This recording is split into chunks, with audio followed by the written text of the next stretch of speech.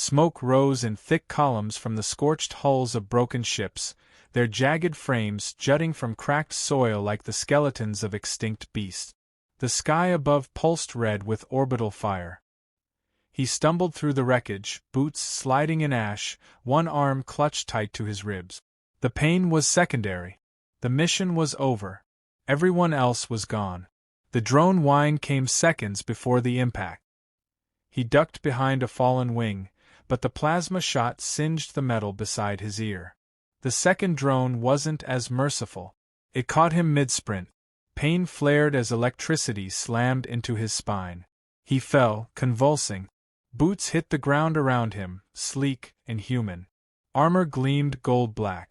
A gauntlet gripped his jaw, lifting his face to a gaze he couldn't read. A voice barked an order. Metal struck his temple, and the world cracked. He woke inside cold walls. No chains, but the cell was unmistakable. Clean, polished stone and humming force fields. Outside, armored figures paced in perfect rhythm. He sat, unmoving, back straight, eyes unblinking. Hours passed. Days maybe. Food came through the wall, tasteless, calculated. He didn't touch it at first. Hunger changed that. They studied him. Always 2 guards, sometimes 3. One watched from the shadows, always her. Not a soldier. Not like the others. She wore a black and gold mantle, shaped like flame, eyes carved from ice. She never spoke, just watched. He stared back. Not defiance. Calculation. She came alone once. No guards. No translator. Just her. She stepped through the energy field like it wasn't there, hands unarmed, expression unreadable. She sat across from him, close enough to touch. His fists curled. She extended a hand. He didn't move. She waited, then left. The next time, she brought a piece of fruit. Vibrant orange, unfamiliar. She placed it between them and sat again. Minutes passed. He stared. She pushed it closer. His hand twitched, but he didn't reach. She left it and rose. No words. The third visit, she watched as he picked up the fruit. Took a bite. Sour, but edible. Her lips curved. Not a smile. Something smaller. Crack in the mask. Interrogations began. Alien devices pressed against his skin, scanning, probing. They demanded codes. He said nothing. They pushed harder. He screamed once. She was there. Always there. But she never flinched, never stopped them. Her eyes only watched him, studied the moment he broke. He didn't. They moved him after that. Larger quarters. Still a cell.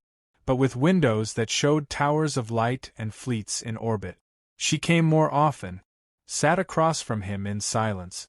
One day, she brought a cube that projected symbols. Language.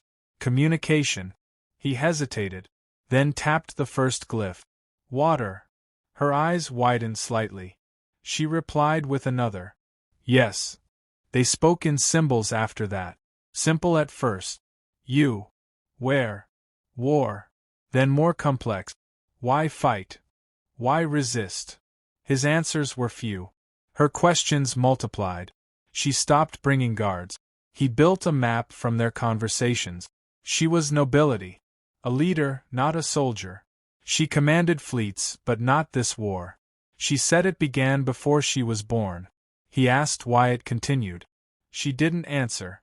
One night, alarms blared across the complex. Lights flickered. Explosions rumbled. He moved to the window. Outside, smoke rose from one of the towers. The door slid open. A guard rushed in, shouting. Then stopped. Blood bloomed from his chest, a blade driven through from behind. She stepped over the body, breathing hard, armor splattered red. Come. Her voice, the first time he heard it. Sharp. Commanding. Afraid. He followed without hesitation. They moved through silent corridors, avoiding patrols. She knew the layout. He moved like a ghost. Once, a drone passed overhead. They pressed into shadow, her hand on his chest, holding him still. He felt her breath. Tense. Focused. They reached a shuttle pad. One vessel remained. She keyed in a code. The door stayed locked. Her face twisted. Another explosion rocked the tower. She turned to him, eyes desperate. He understood before she spoke. "They're coming." He ran. She followed. But the corridors twisted. Reinforcements poured in. Too many. He turned to cover her. Plasma fire scorched past. A bolt caught him in the leg. He went down. She screamed something, then darkness. He woke on the floor. Back in a cell. Smaller. Colder. Chains this time.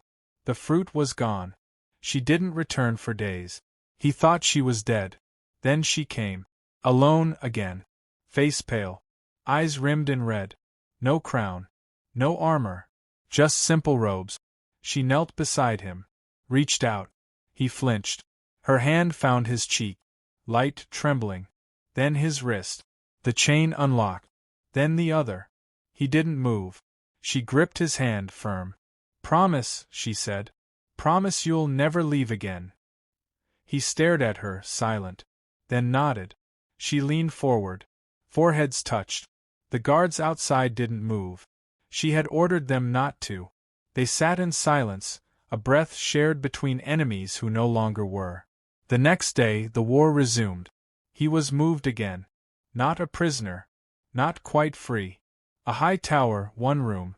Books, data screens. She visited daily. Spoke more. Taught him their language, not just the words. The culture. The fractures. He listened, absorbing every detail. She trusted him. But he hadn't forgotten Earth. Or the deaths. One evening, she showed him a transmission. Earth's fleet, approaching. Massive. Angry. No demands. Just vengeance. She looked at him then, not as a commander, but as something else. "They will burn us all." He didn't deny it. "Unless you stop them." "I tried," she whispered. "They don't listen to me." "They will." She looked at his hand. Then took it again. Her fingers trembled. Later that night, he examined the stolen datapad she'd left for him. Code. Fleet positions. Weaknesses. She had made her choice. He didn't sleep. The next morning, she met him in the war chamber. Dozens of alien leaders around the table, holograms flickering with battle plans. She walked in with him beside her. Gasp. Protest. Hands reached for weapons. She raised one finger. Silence fell. "This human," she said, "is the reason we still breathe. He warned us. And now he stands with us." The council erupted. She didn't flinch. He stepped forward. Quietly placed a drive on the table. It glowed red. "Earth won't negotiate," he said. "But they will listen. One time." She looked at him. Saw the steel in his posture, the fire in his silence. Then she nodded. And for the first time, her voice broke. "Then I stand with him." Outside, war drums echoed. Ships mobilized. The stars trembled. Inside the tower, she reached for his hand. He gripped it without hesitation.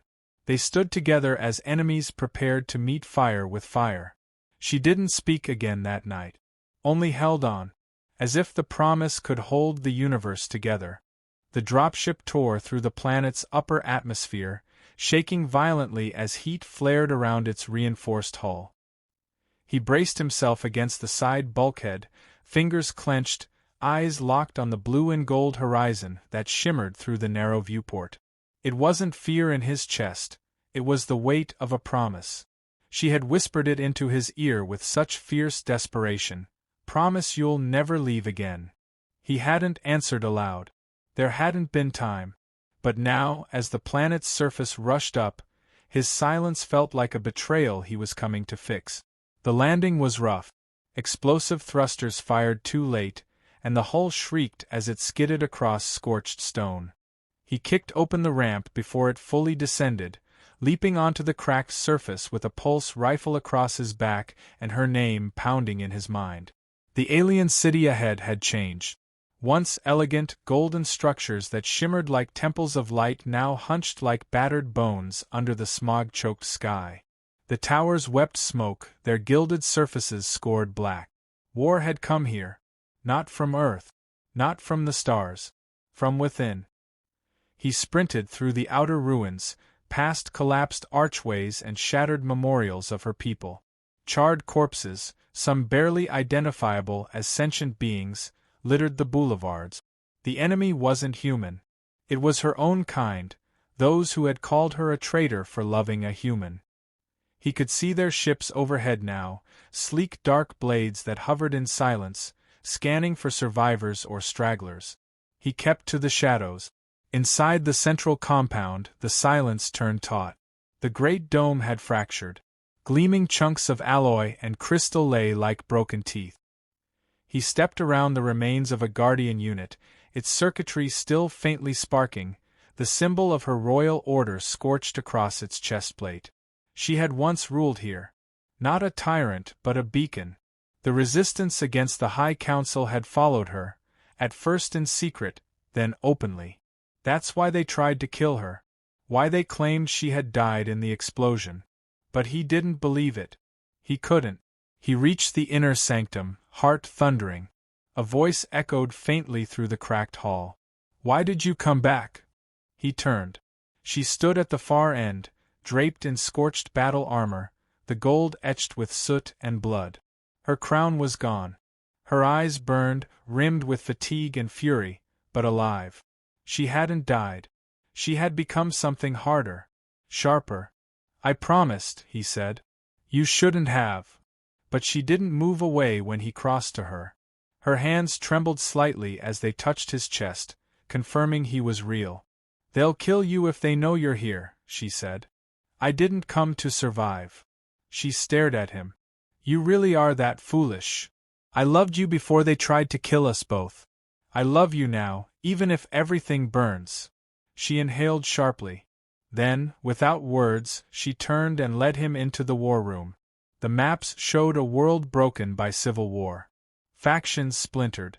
Loyalists hunted down resistance cells.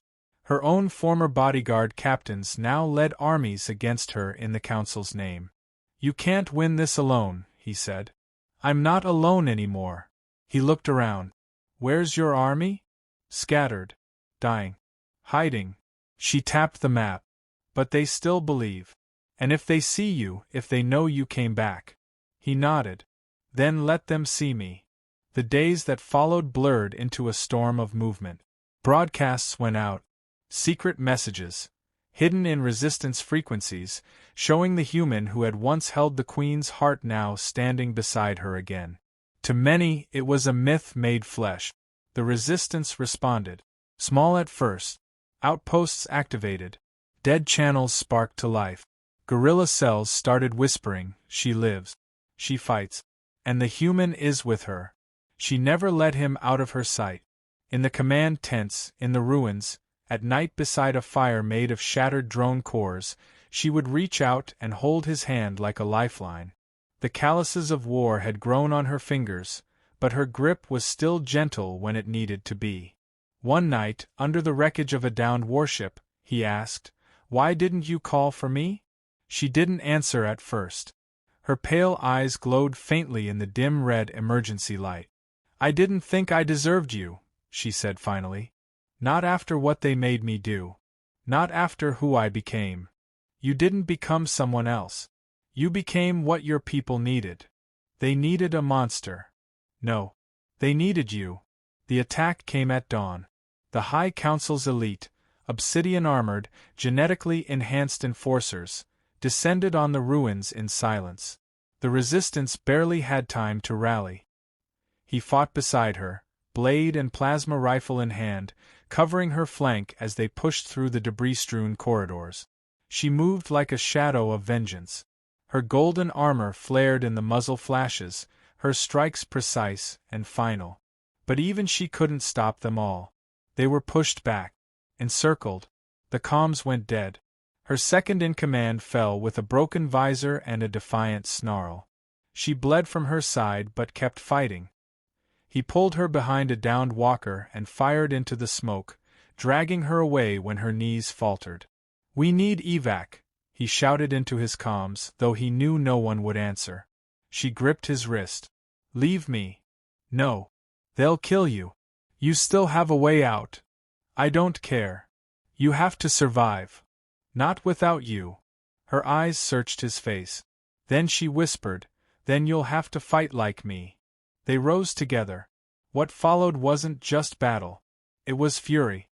Human and alien, side by side, carving a path through death with rage and precision. He moved like his training had never left him, like Earth's brutality still whispered in his bones. She fought like a queen denied her throne too long. By the end, smoke curled around them, bodies cooling beneath the broken sky. Reinforcements arrived from hidden resistance cells. They saw him standing beside her, holding her upright as she bled, but not bowing. Never bowing. That image spread faster than any broadcast. The alien queen, reborn in war, and the human who returned for her, bloodied but unbroken. Together. Alive. Her people began to rally in earnest. Old strongholds reactivated. Drones realigned their targeting systems. Warships, long dormant, rose from bunkers. They didn't just believe again, they remembered. He stayed by her side through the weeks of hard fighting. Not as a savior. Not as a figurehead. As a partner. As the one who reminded her, when the weight of command bent her spine, that she was never alone. They slept little. They bled often. But each time she looked at him, there was that flicker of the woman who had once stood in a throne room and fallen in love with someone impossibly alien. Now they stood together as equals. He spoke to her soldiers. Not in flowery words, but in truths they needed to hear. You were told humans were monsters. You were wrong. We just don't leave our own behind. He trained them in guerrilla tactics, showed them how to strike from shadows, how to bleed a larger force. They adapted quickly. Her people were built for grace and precision, but now they learned Fu. The air above the crater was still charged with the static of conflict, and the only sounds were the mechanical clicks of alien exosuits resetting and the low hum of the human dreadnoughts settling into position. Kira stood beside me, her grip on my hand unshaken, her expression unreadable under the golden crests of her armor. Around us, the hybrid forces waited for a command, eyes shifting between their two commanders, one alien, one human, locked in a silent accord that had already rewritten the rules of war. I broke the silence first. We move now. No more waiting. Kira nodded once. Her voice carried over the ruined field like thunder, her native tongue reinforced by a translator chip patched through our command channel. All forward units converge on the core vault. Leave no route uncut. We remove the head. Now. Our combined strike force split into 6 divisions, each designed to rip through the final defenses of the Zorathian citadel. The structure was no longer just a fortress. It was the last heartbeat of an empire that had once ruled systems with genetic terror and absolute dominance. Now they hid behind energy walls and kinetic barriers, afraid not of technology, but of unity. Drones launched ahead of us in waves. Human designs carried Kira's enhancements, adaptive shielding and bioluminescent feedback loops that confused standard Zorathian targeting arrays. The sky lit up in arcs of sapphire and crimson. Anti-orbital rounds screamed past us, some intercepted midair, others slamming harmlessly into forward shields that flickered and readjusted in real time. Our path to the vault was a corridor of devastation. Zorathian enforcers, 10-foot constructs of bone and metal, emerged in tight phalanxes. They tried to force us into bottlenecks, but we were done reacting. My command team dropped nanolattice charges that disrupted terrain with precision, opening side channels through once impenetrable barriers. Kira moved like a comet beside me, blades drawn, striking faster than their systems could calculate. We breached the first level in 15 minutes. Inside, the walls pulsed with energy harvested from enslaved stars, the same stars they'd used to build their great void gates and planetary weapons. We didn't marvel at it. We gutted it. Saboteurs moved along the corridors, hacking into the internal systems with brutal efficiency. There was no plan for occupation. No vision of surrender. This was extinction protocol. When the central node of the outer core fell, I saw the shift in the eyes of our troops, Relorian, human, ether-blooded defectors alike. For the first time, they believed the war could end not with a treaty, but a clean break.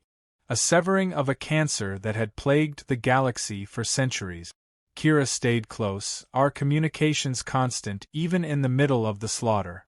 They'll release the Prime Architects when we reach the gate vault. They can try, I said. We don't need to win against gods. We just need to shut the doors behind them. She looked at me. You really would die here, wouldn't you? I already did, a long time ago. There was no time for sentiment. Ahead, the inner sanctum, coated in darklight alloys, was resisting everything we had. That's when the Deathsingers arrived. Zorathian elites, programmed not just to kill, but to erase, moving at speeds that mocked gravity. Kira and I split the lead group. I took the right flank, plasma coil in one hand and phase blade in the other. Their armor screamed as it collapsed under synchronized strike. They bled something like molten silver, screaming in binary tongues as they died. One locked onto my neural signature and launched a mind fracture pulse. Kira intercepted with a sigil burst drawn directly into its chest. The thing exploded inward, collapsing like a dying star. After the last Deathsinger fell, our teams rushed the breach. The gate was inside. 10 stories tall, built from the bones of dead moons and stitched with quantum strings, it pulsed in reaction to our presence. Defense systems reactivated. Orbital weapons, subterranean drills, psychic fields calibrated to slaughter anything sentient. But we were already in. The Relorian engineers deployed the last arc shard. It drilled through the gate's control spire in seconds, corrupting every frequency and scrambling the command logic. But the gate didn't die. It flared, defiant, and began pulling mass from every direction, trying to open something. Somewhere. Then I heard the voice. Human. Reclaimer. Betrayer. You have come to cut a thread you cannot even see. It wasn't language. It was pressure vibrating through every atom. I stood my ground. You think I fear extinction? I answered. No. I crave it for you. The entity behind the gate, the one the Zorathians worshipped as a prime architect, lashed out. Reality buckled. Troops around us collapsed screaming. Kira's skin flickered with radiant energy as she deflected the worst of it. Together, we advanced into the threshold.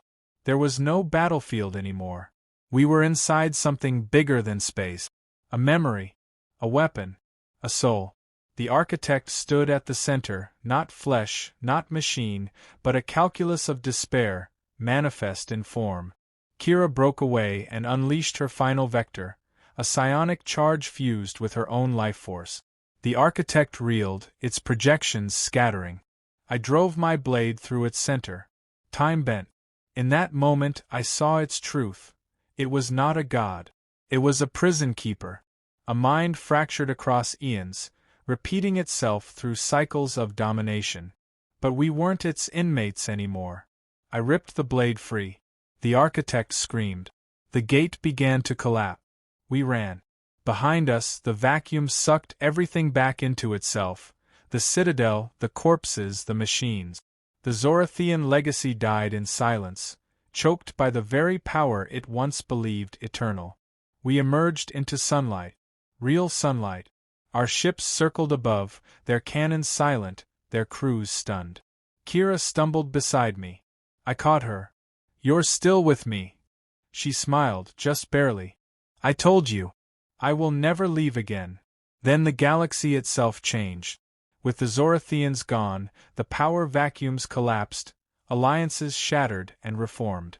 Our fleet did not return as conquerors, but as survivors. We didn't dictate peace. We proved what unity without domination could do.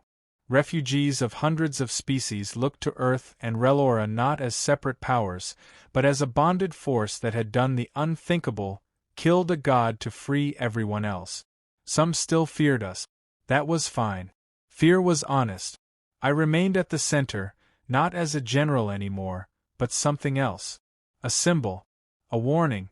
And Kira ruled beside me, not as an empress, but as a bridge between the old and the new. She looked out at the stars one night and asked me, "Do you regret it?" I shook my head. Regret is for the living. We did what had to be done. She took my hand again, fingers tightening. Then stay.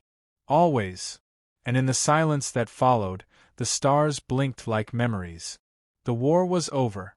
But our story had just begun.